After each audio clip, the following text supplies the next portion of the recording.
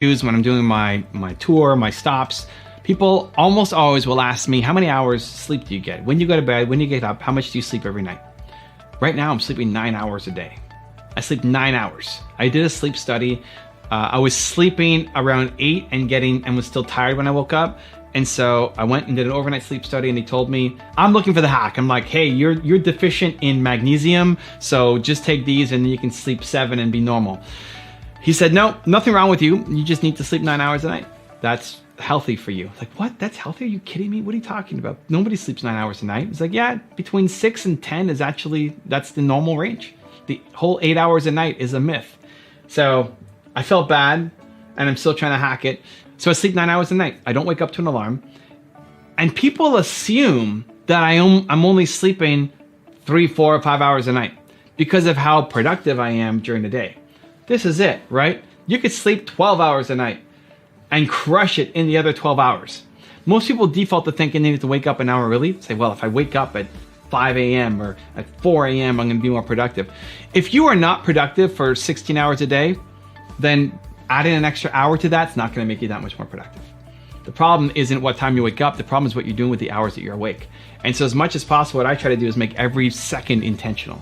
I'm not always able to achieve that, especially not every second, but I try to make everything intentional. I try to make where I'm spending time is intentional. I'm in the present. I'm not thinking about something else. I'm here with you guys making this video right now. All I think about is this video that I'm making for you right now. Where's Nina right now? I don't know.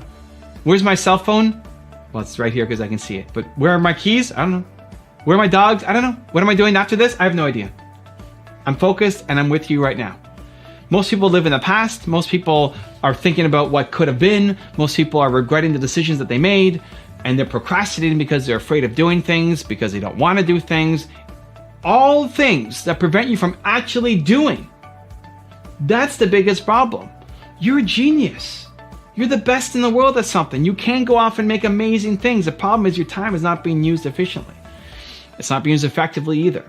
You haven't structured your life to help you accomplish your goals. Look at your big goals. Look at your big goals. Like, what's the next big goal that you have for yourself?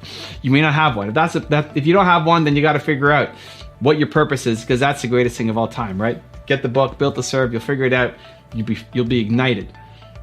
But your next big goal, now look at your calendar. Are you aligning what's in your calendar, your daily habits, towards you accomplishing your goals? And for most people, it's no. Or you have it listed, but you're not doing it because you look at it and you get afraid and you procrastinate on it. So trying to cut that down to almost zero. Even before making these videos, before making Entspresso videos, I have a couple minutes of procrastination. I go and make sure I get my water. I go and maybe have a keto bar, just pacing around a little bit because I'm nervous about making the videos, because I want them to be the best videos that I've ever made. It's always my intention. But too many people live in hours or days or months of procrastination instead of doing it. You get the results by doing it. It's the only way. You will never get the results by just thinking about it. You can be motivated, amazing. You can have the mindset, awesome. That's half the equation. The other half is doing. You have to actually just go out there and do. You need to structure your life to allow you to accomplish your goals. I'm going to give you a 3-step process that will help. Step number 1 is start with the mission and work backwards. So the mission is lifetime. The mission is lifetime, not what specifically you're going to be doing, but your purpose comes from your pain. We've talked about that a lot on this channel. I love helping entrepreneurs because I struggled so much as an entrepreneur.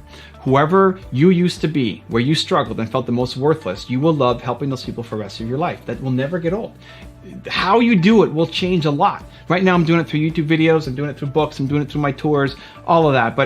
But it's going to change. In 10 years, it'll be different. Maybe YouTube's not around. Maybe people don't have paper books anymore. There's going to be lots of changes that come. But that mission, that purpose will never change. It will never change. And when you figure out what it is for you, it will never change as well. So start with your mission and then you start working backwards. Step number 2 is understand that your success is habits. Your success is habits. What you do on a regular basis is what you're going to accomplish. You can eat a chocolate bar and be on a diet and not get fat. But if you eat a chocolate bar every day, you're going to get fat. You're not on a diet anymore. Similarly, if you eat salad once a week, it's not enough, right? You are what you consistently do. Your success comes from doing habits. And entrepreneurs are typically great starters, but not great at being consistent. And that's the problem. Working your face off for a 48-hour stretch isn't going to do anything for you. It's every single day working, even if it's only an hour a day. That dream that you have, that business that you wanted to start, that business that you want to take to the next level, it could be there. It could have been there already. It could have been there already. The problem is you've been sitting on that idea for 3 months, 6 months, 4 years without doing enough on it. Little tiny starts, it's not enough. Every day, I'm talking every single day, making progress towards you actually accomplishing that thing. You want that life? You have to do it every day. And step number 3 is no 10-year goals.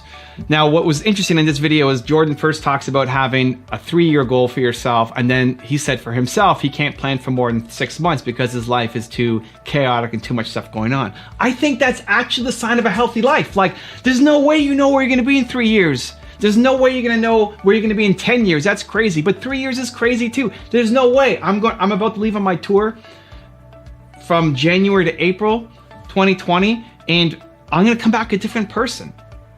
In April, I'm going to be a different person than when I left, when I'm about to leave, coming up now, right? So I don't know what I'm going to be doing after that.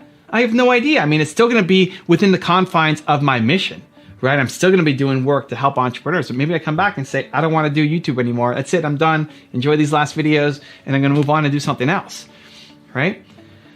So I don't think you can have an accurate 3-year plan. Don't even try. Don't, like this, people get stressed out about having the perfect 3-year plan. There's no way. Like if you hate your 3-year plan, you're thinking small.